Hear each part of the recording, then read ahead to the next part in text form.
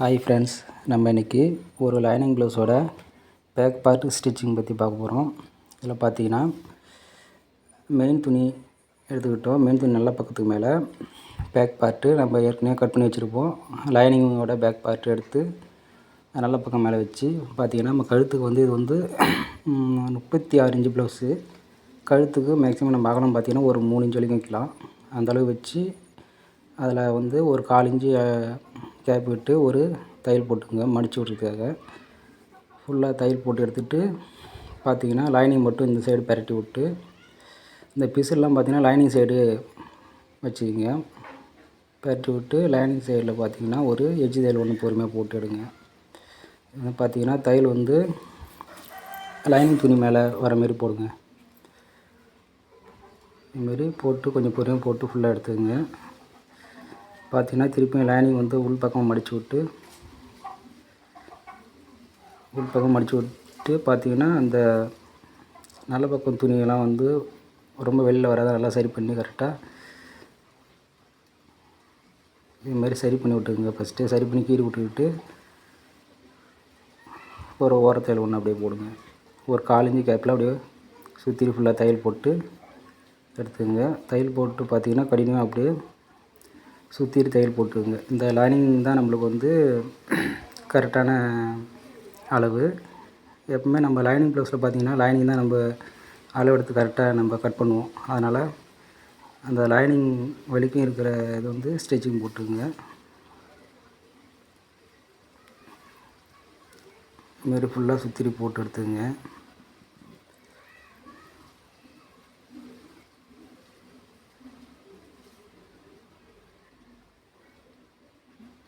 போட்டு எடுத்துக்கங்க. Okay, back part வந்து நம்ம ரெடி ஆகிடுச்சு. அடுத்தது ஃப்ரண்ட் பார்ட்டு.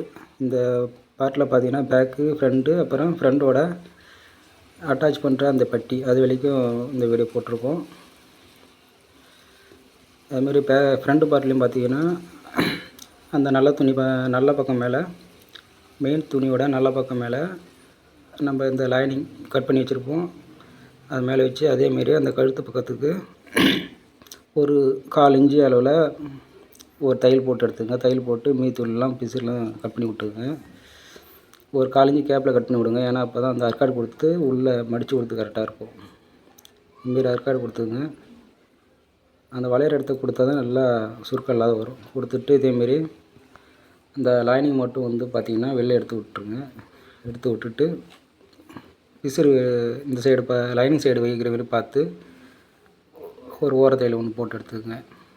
போட்டு எடுத்து திருப்பி அதேமாரி பேக் பார்ட்டில் எப்படி பண்ணுறோம் அதேமாரி தான் திருப்பி வந்து பார்த்திங்கன்னா அந்த லைனிங்கை வந்து உள் பக்கமாக பரட்டி விட்டு திருப்பி வந்து அதில் ஒரு 1/4 இன்ச்சு அளவில் ஒரு ஓரத்தையில் போடுங்க. அப்போ தான் வந்து துணி கொஞ்சம் கிரிப்பாக தூக்காக இருக்கும். அதுக்காக அந்த வளையிற இடத்த கரெக்டாக அட்ஜஸ்ட் பண்ணி உள்ளே விட்டு அந்த துணி கொஞ்சம் பின்ன இருக்கும், பார்க்கறதுக்கு நல்லா இருக்காது. கொஞ்சம் அட்ஜஸ்ட் பண்ணி அதேமாரி பொறுமையாக தையல் போட்டு எடுத்துங்க. இதுலேயும் அதேமாரி இந்த லைனிங் சுற்றி ஃபுல்லாக தையல் போட்டு எடுத்துக்கங்க.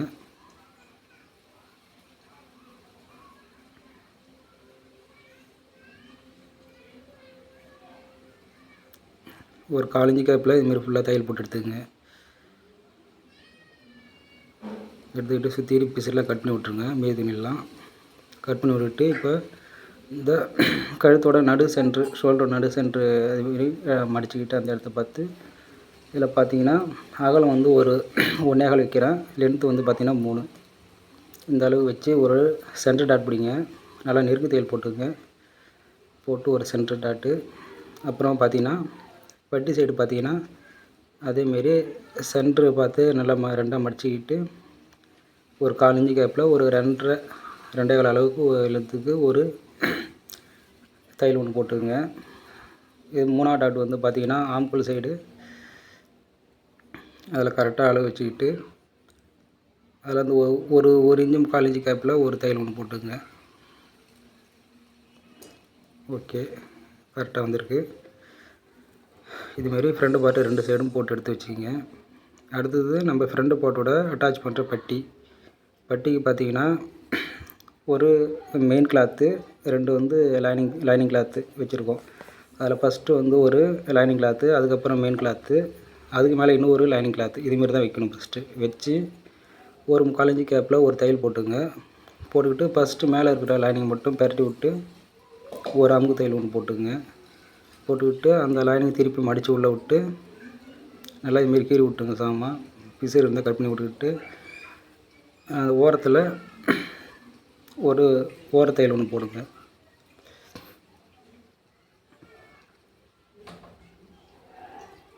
இதுமாரி போட்டு எடுத்துக்கங்க.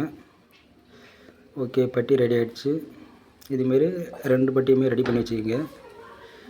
ஓகே, இப்போ நம்ம வந்து ஃப்ரண்ட் பார்ட்டில் வந்து அட்டாச் பண்ணுறது ஃப்ரண்ட் பார்ட் எடுத்துருக்கோம். அதில் வந்து நல்ல பக்கமும் நல்ல பக்கம், ஃப்ரண்ட் பார்ட்டில் நல்ல பக்கம், பட்டியில் நல்ல பக்கம், அது ரெண்டும் ஒன்றா ஜாயின் ஆன மாரி இதுமாரி மேலே எடுத்து வச்சுக்கிட்டு நம்ம தையலுக்கு வந்து ஒரு 1/4 இன்ச்சு விட்ருப்போம். அந்த 1/4 இன்ச்சு கேப்பில் கரெக்டாக இதுமாரி மடித்து உள்ளே விட்டு நல்லா இழுக்காத நல்லா பொறுமையாக இதுமாரி